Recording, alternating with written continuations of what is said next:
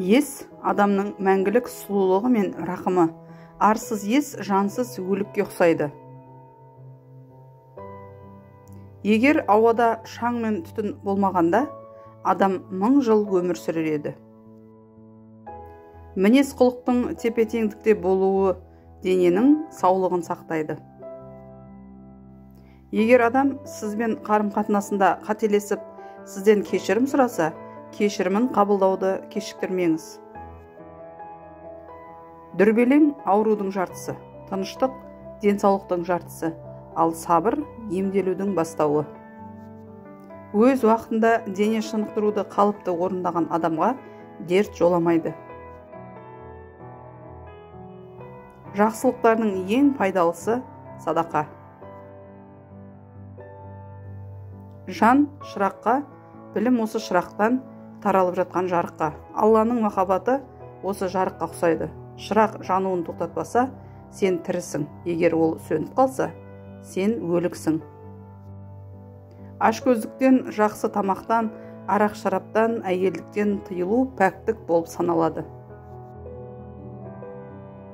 Шала білім иесі болғаннан білімсіздік артық.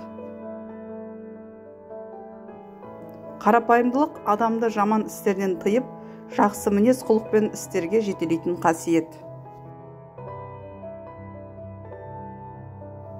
Тірі болу дененің қабылдауы мен қозғалысы бар екенін білдіреді. Әрбір табиғи нәрсе өлшенген болады, бірақ әрбір өлшенген табиғи бола бермейді. Жан мәңгілік, ол денеге айналғаннан кейін де өмір сүре береді.